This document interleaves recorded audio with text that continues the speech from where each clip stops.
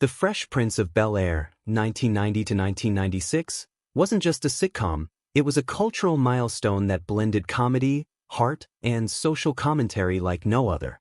With its unforgettable cast, iconic theme song, and emotional moments, the show launched Will Smith into stardom and brought laughter and life lessons to millions around the world. But behind the bright colors and catchy one-liners lies a bittersweet truth. Over the years, several beloved cast members have sadly passed away. In this touching tribute, we look back at the lives, careers, and legacies of the stars who made The Fresh Prince of Bel-Air a television classic, and whose absence is deeply felt by fans everywhere. James Avery, who portrayed the iconic Philip Banks, affectionately known as Uncle Phil, was 45 years old when he took on the role of the wise, firm, and deeply loving father figure in The Fresh Prince of Bel-Air. A former Navy serviceman turned Shakespearean actor, Avery brought both gravitas and humor to the role. Off-screen, his life was a mix of artistic fulfillment and quiet sorrow. He married Barbara Avery in 1988, a union that lasted until his passing, but their marriage faced long separations due to work and relocation issues. They had no children together, though Avery remained a supportive stepfather. Despite his television success, Avery's post-show career slowed, and he grew frustrated by typecasting and being overlooked in dramatic roles he longed for. He suffered from diabetes, underwent open-heart surgery, and battled declining health in private. Avery passed away in 2013 at the age of 68 due to complications following the surgery. He left behind an estimated net worth of $3 million. His death deeply affected his co-stars, particularly Will Smith, who called him a true father figure. Avery spent his final years quietly mentoring young actors and supporting arts education programs in Los Angeles. Sherman Hemsley, who portrayed Judge Carl Robertson in a brief but memorable guest role, was already a well-known sitcom legend due to his role as George Jefferson. He brought his trademark comedic authority to the role of Robertson, adding levity and flair. Hemsley never married and had no known children, living most of his adult life in near reclusion in El Paso, Texas. While his outward persona was bold and flamboyant, those close to him described a lonely, intensely private man who struggled with trust and relationships. After the sitcom era faded, Hemsley had difficulty finding meaningful work, often accepting low-budget roles or voiceover gigs to sustain himself. A bitter estate battle followed his death, as several parties laid claim to his body and property due to unclear legal arrangements. Hemsley died in 2012 at the age of 74 from complications related to lung cancer. At the time of his death, his estate was estimated at around $500,000. He had long battled financial insecurity, having mismanaged earnings from his peak fame. Despite these difficulties, he remained a cult figure and was beloved by fans for his larger-than-life presence on screen.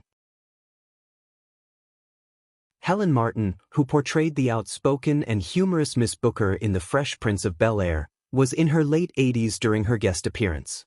Known for playing no-nonsense elderly women with biting wit, Martin had a long career on stage and screen, often typecast but always memorable. Never married and childless, she reportedly had a strained relationship with her family, especially her two sisters, with whom she seldom spoke after a dispute over their parents' estate. Though she worked steadily, Martin faced deep personal struggles, including depression and isolation in her final decades. She once admitted to feeling invisible in Hollywood due to her age and race. Despite the laughter she brought to audiences, her private life was marked by loneliness and a quiet longing for lasting companionship. She died in 2000 at the age of 90 from a heart attack. Her net worth at the time of death was approximately $300,000. Martin spent her final years living alone in a modest apartment in Los Angeles, where she continued to act in minor roles until shortly before her death. Her contributions to theater were recognized posthumously with several honors celebrating her trailblazing work as an African-American actress. Ben Vereen, who portrayed Lou Smith, Will's estranged father, in one of the show's most emotionally raw episodes, was 45 when he took on the role. Known for his commanding presence and soulful performance, Vereen brought heartbreaking authenticity to a character who abandoned his son. Off-screen, Vereen endured a series of personal tragedies. His 16-year-old daughter Naja was killed in a car accident in 1987, a loss that haunted him for life. He was married to Nancy Bruner, with whom he had 5 children, but the marriage deteriorated under the weight of grief and ended in divorce.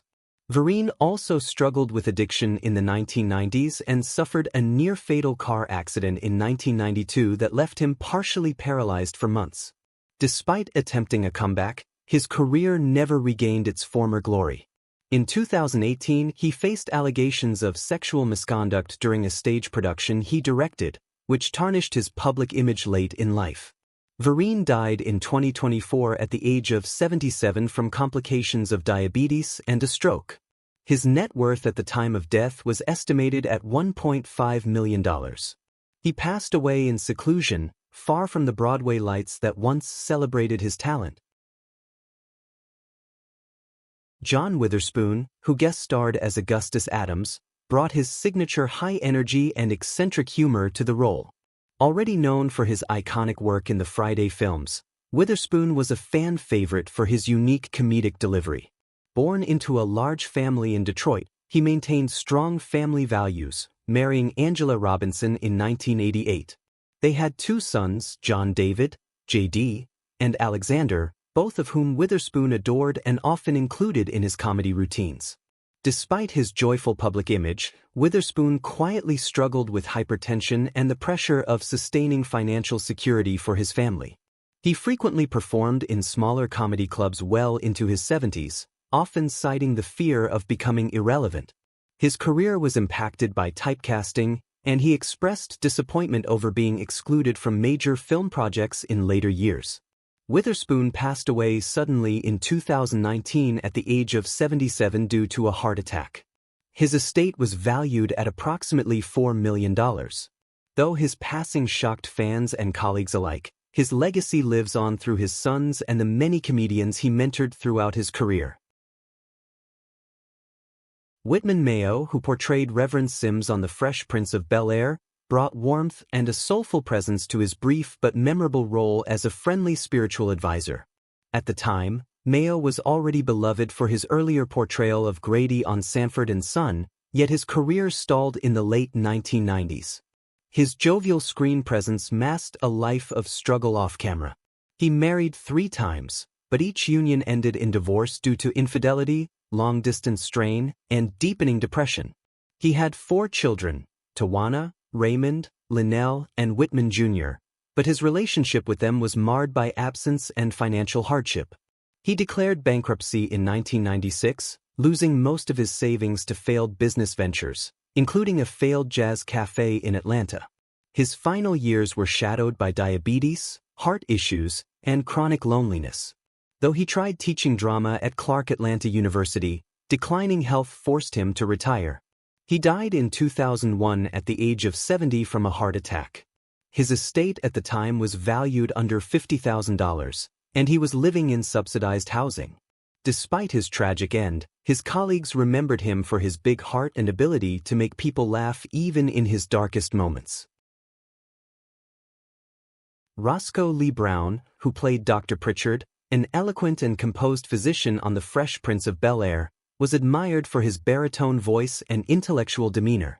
Brown was a classically trained actor and poet who brought gravitas to every role he inhabited. Though highly respected in theater circles, he faced decades of typecasting and racism in Hollywood, which kept him from leading roles. Never married and fiercely private, Brown was rumored to have had a long-term but unacknowledged romantic relationship with a fellow actor, something he neither confirmed nor denied. He had no children and once lamented that his only family was the stage. In later years, he became increasingly reclusive, spending most of his time in his New York apartment surrounded by books and jazz records. He suffered from stomach cancer but kept the diagnosis hidden from most of his peers. Brown died alone in 2007 at age 81. Though his will left a portion of his modest $600,000 estate to the New York Public Library and the Actors Fund, most of it remained unclaimed due to unresolved legal issues with distant relatives. His passing was quiet, yet deeply mourned within the theatrical community.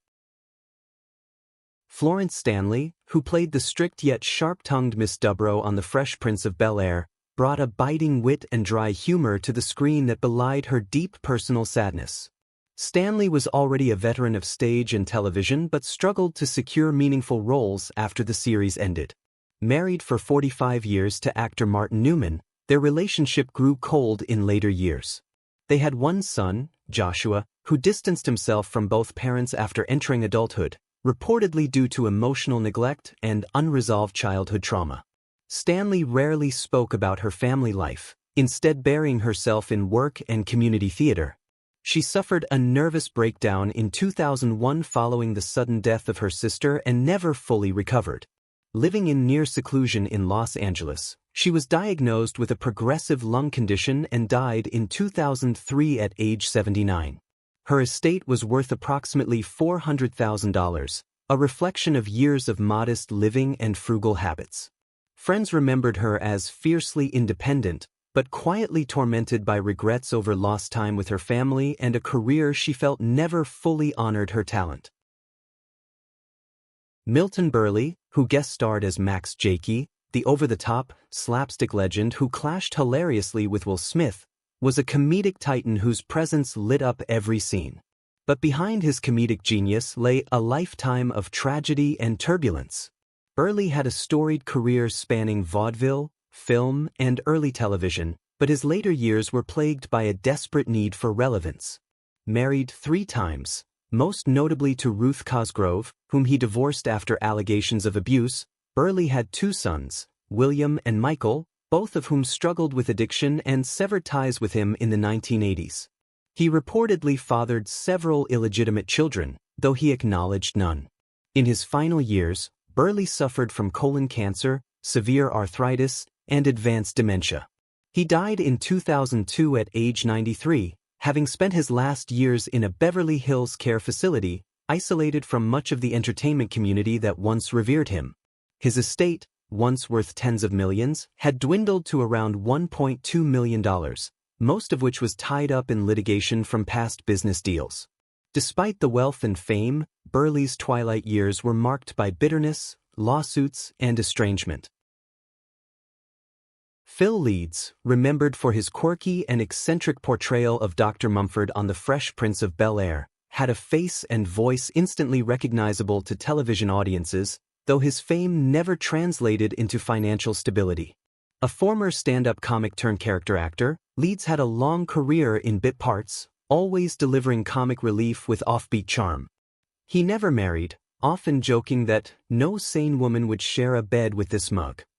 He was briefly engaged in the 1950s, but the woman reportedly left him for a stage director. Leeds had no children and few close relatives. His only sibling died in a fire when they were teenagers, a trauma that haunted him all his life. He battled alcoholism throughout his 30s and spent much of the 1970s in recovery. In his later years, he lived modestly in a rent-controlled apartment in Manhattan. Despite chronic heart problems and a pacemaker, Leeds continued acting until just months before his death. He passed away in 1998 at the age of 82 due to pneumonia. His estate was modest, valued at under $100,000, but he left behind a collection of rare jazz records and scripts he hoped someone would someday stage. His passing was barely noticed by the public, but beloved by his peers in the comedy circuit. Robert Guillaume, who portrayed Dr. Bennett in The Fresh Prince of Bel-Air, brought grace and dignity to the role of a calm, wise medical professional who advised the Banks family with gentle authority. Guillaume was already a respected veteran in the industry, best known for his Emmy-winning role in Benson, but behind the success lay a life marked by struggle. He married twice, most notably to Donna Brown, with whom he had 3 children, Rachel, Kevin, and Jacques. Tragically, his son Jacques drowned at the age of 2, a loss that deeply scarred him and strained his marriage. Guillaume also suffered a major stroke in 1999, which affected his speech and mobility, ending most of his acting work. Though he remained active in advocating for stroke awareness, his later years were marked by physical limitations and lingering depression. Financially, he faced ups and downs due to medical bills and past divorce settlements. At the time of his death in 2017 at age 89 from prostate cancer complications, his estate was estimated at around $1.5 million. Despite the setbacks, he was remembered as a trailblazer in television for African American actors, though he often admitted feeling overshadowed by mainstream Hollywood, contributing to his private struggles with self-worth and professional invisibility.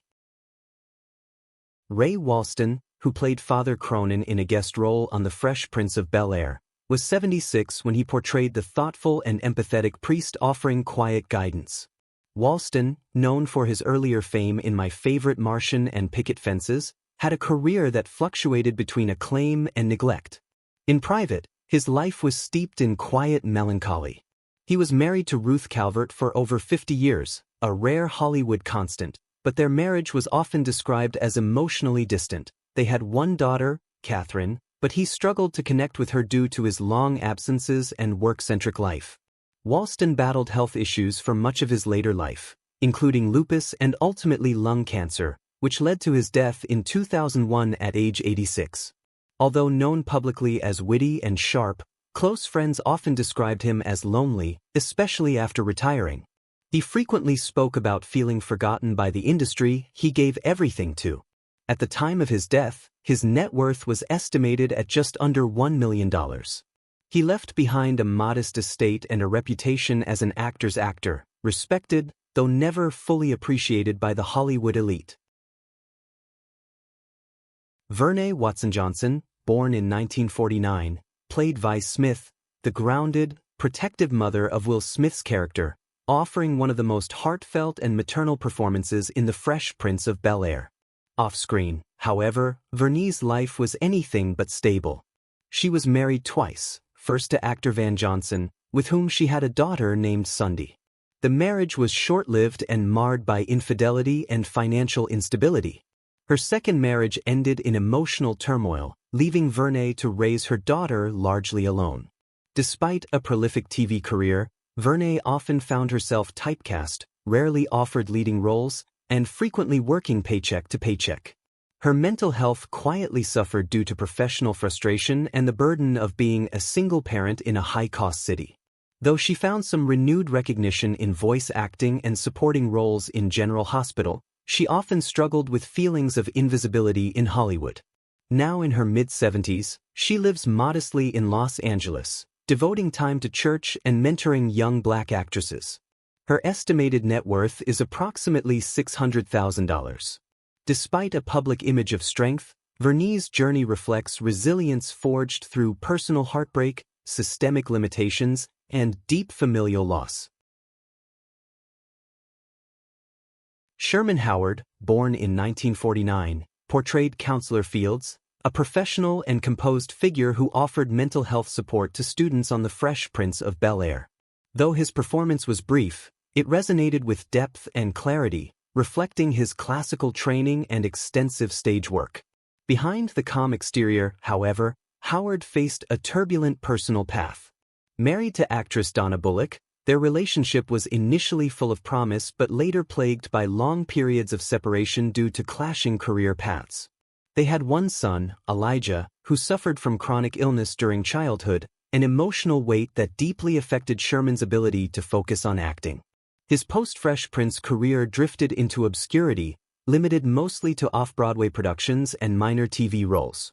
He reportedly battled bouts of depression and creative dissatisfaction, lamenting in interviews that he never received the roles he truly craved. Financial hardships followed, especially after costly medical treatments for his son. Now in his mid-70s, Sherman lives quietly in a small town in upstate New York, where he teaches acting to underprivileged youth. His net worth is estimated to be around $300,000, and though no longer in the spotlight, he continues to seek solace in small acts of artistic expression, far from the glitz of Hollywood. Which character from The Fresh Prince of Bel-Air 1990 to 1996 holds a special place in your heart? How does it make you feel knowing that some of the beloved cast members are no longer with us? We'd love to hear your thoughts. Feel free to share them in the comments below. If you've been enjoying this content, please like the video, subscribe to the channel, and hit the notification bell so you never miss an update. Thank you for watching.